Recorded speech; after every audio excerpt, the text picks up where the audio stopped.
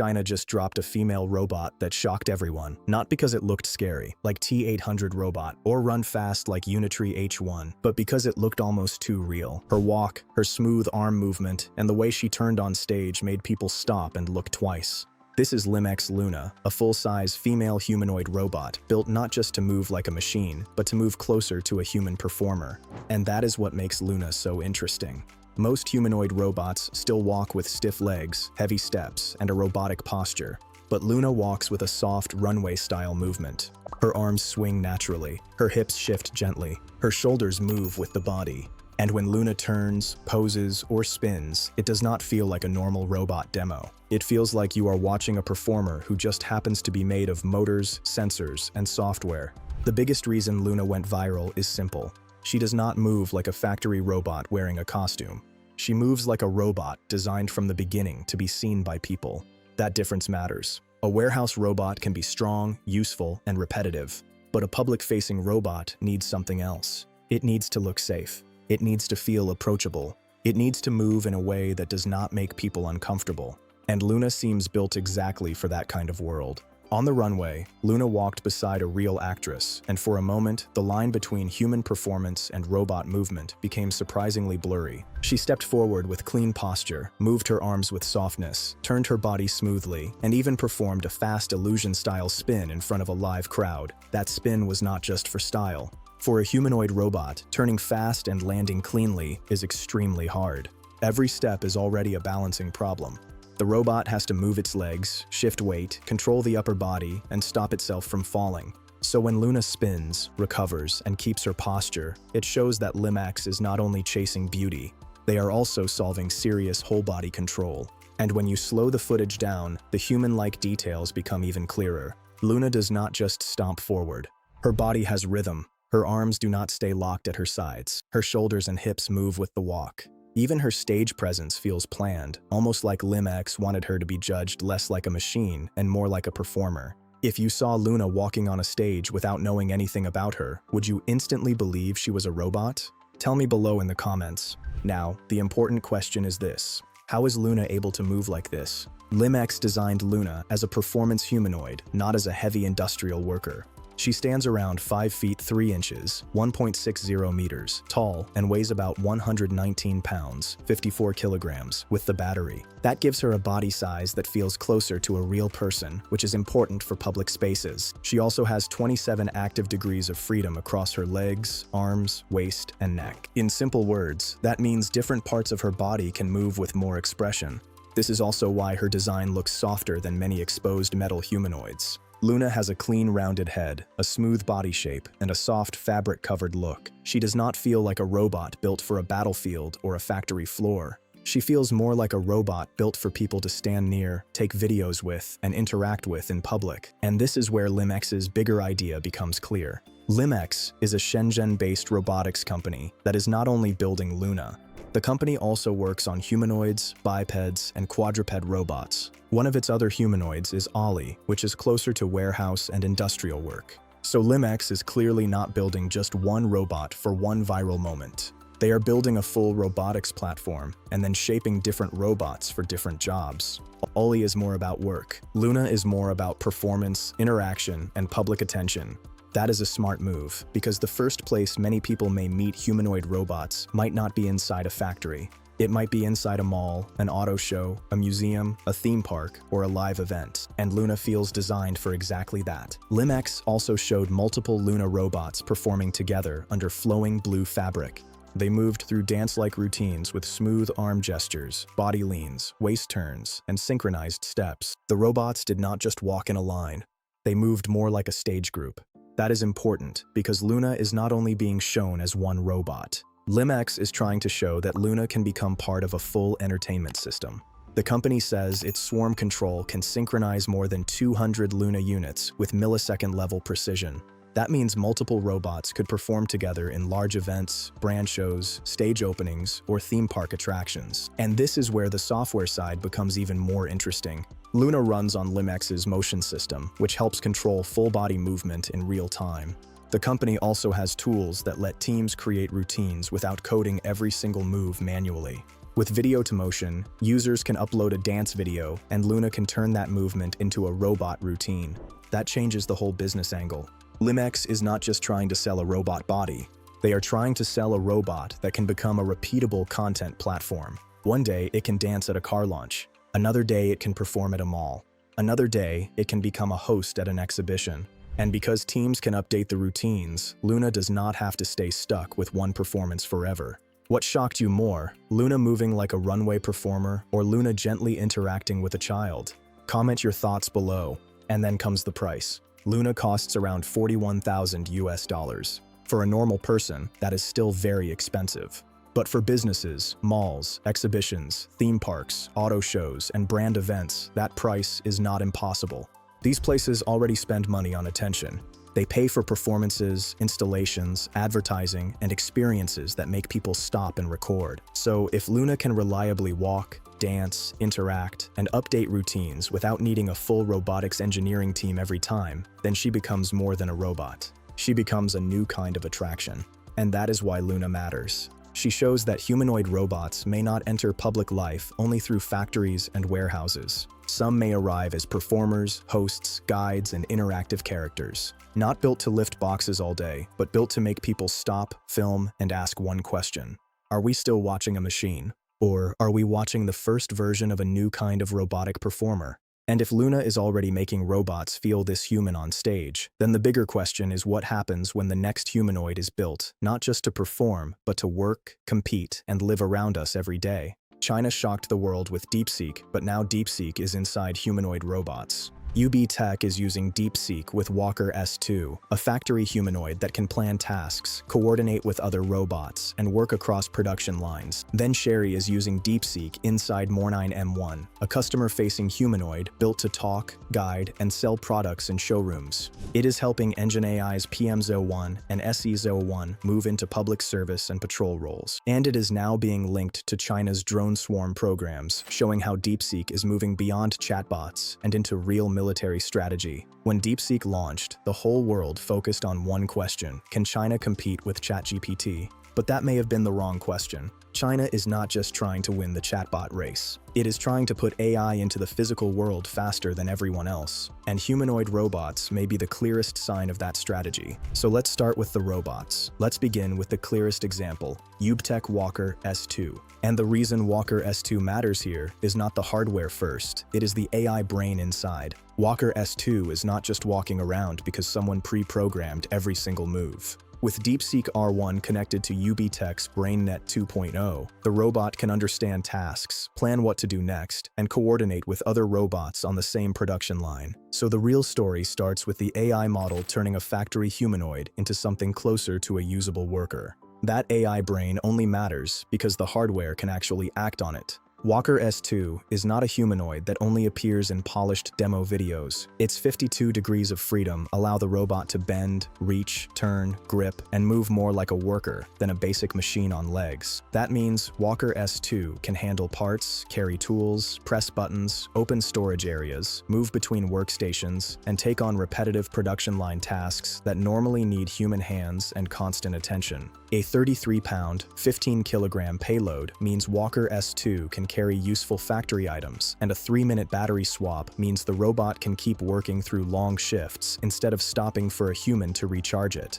That matters because Walker S2 is already being placed where real industrial work happens. Walker S2 is on factory floors at BYD, Geely, and FAW Volkswagen, with active trials at Airbus and Texas Instruments. UB Tech says it has produced 1,000 units and delivered more than 500, while revenue jumped 53% year over year. So when we talk about DeepSeek inside robotics, Walker S2 is the cleanest example. This is not a lab moment anymore. It is an AI model helping a humanoid understand factory work, coordinate tasks, and keep production moving in the real world. If humanoid robots like Walker S2 can already work almost non-stop in factories, how long before human workers start getting replaced? Comment below. After Walker S2 shows DeepSeek entering factory work, Sherry's Mornine M1 shows the next step. DeepSeek moving directly in front of customers. Chery signed a direct partnership with DeepSeek in early 2025, and DeepSeek V2, V3, and R1 now power Mornine M1's voice system, emotion recognition, and product pitch generation.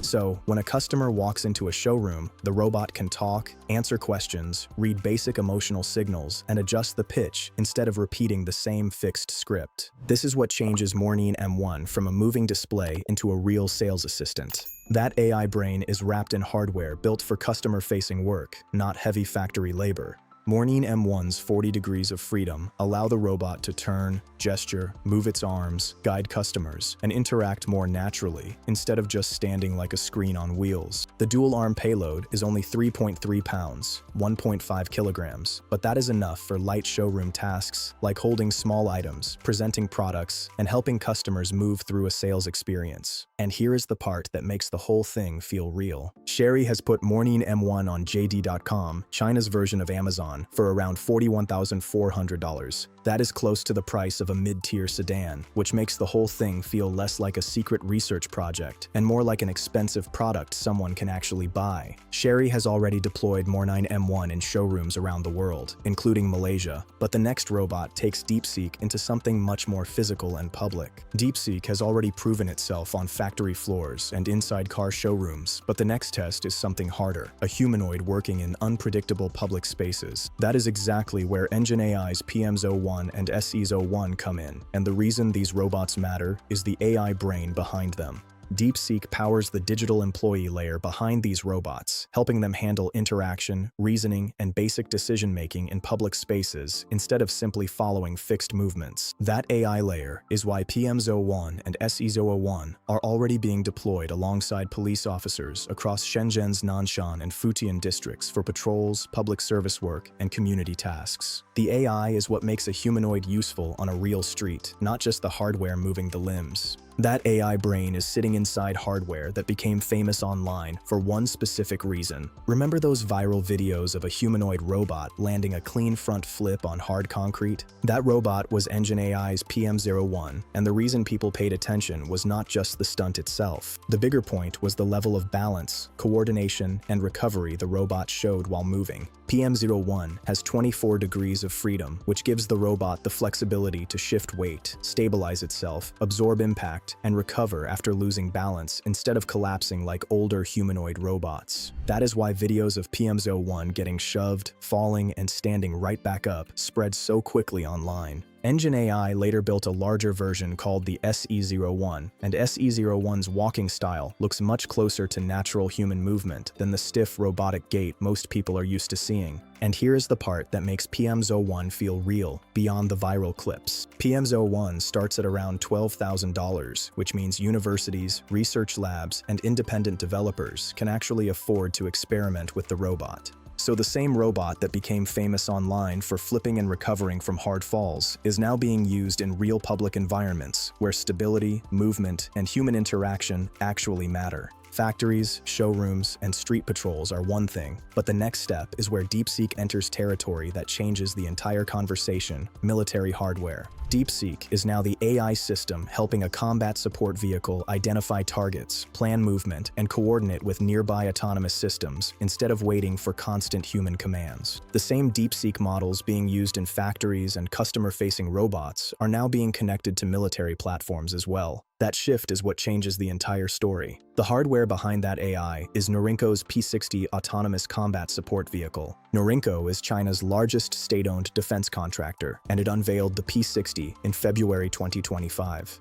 Unlike the showroom robots and factory humanoids, the P60 was built for military coordination and battlefield support. The P60 can move at speeds up to 31 miles per hour, 50 kilometers per hour, navigate terrain on its own, and operate alongside drone swarms and robot dogs in the field. What scares you more, humanoid robots on city patrols or AI-powered military vehicles like the P60? Share your thoughts in the comments. And here is what makes this moment so important. Chinese officials openly described the P60 as proof that China is rapidly closing the AI gap with the United States. Most technical details are still classified, but procurement records throughout 2025 show growing military adoption. DeepSeek is no longer just a chatbot or factory tool. It is becoming part of China's broader autonomous military ecosystem. The P-60 is only one piece of the military picture, because the same AI brain is also being tested across the sky, coordinating drone swarms in real time.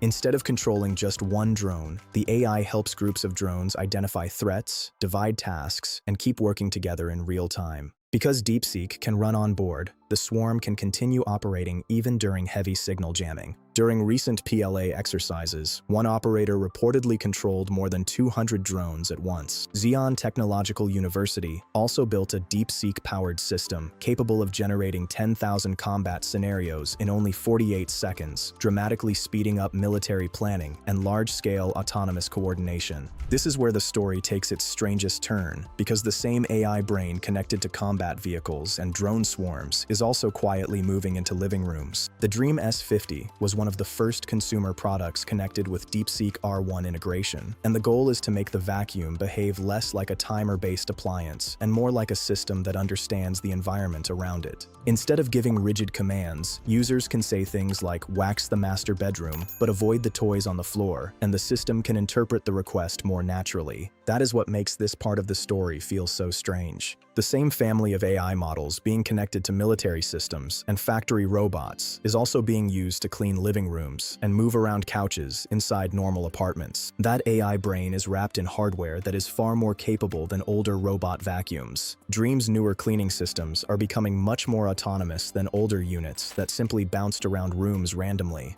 These newer systems can map rooms, recognize objects, avoid obstacles, clean edges more carefully, and understand more natural commands instead of relying only on simple preset routines. And the expansion goes beyond vacuums. Companies like Haier, Hisense, and TCL have also started integrating DeepSeek into smart TVs, refrigerators, and broader home ecosystems, pushing the AI from factories and battlefields directly into consumer electronics. DeepSeek is spreading from industrial robotics into ordinary homes, one device at a time. What if the same AI model used for military simulations was also inside your smart TV, fridge, or robot vacuum? Share your thoughts below. So why does this matter? Because China is not just building AI models anymore. It is building the factories, robots, drones, appliances, and supply chains needed to deploy those models at massive scale. The United States still leads in many areas of AI research, but China is moving faster when it comes to putting AI into physical systems people can actually use. DeepSeek being open source, cheaper to run, and connected to domestic hardware like Huawei chips creates a feedback loop where every robot, drone, and smart device helps improve the same growing AI ecosystem.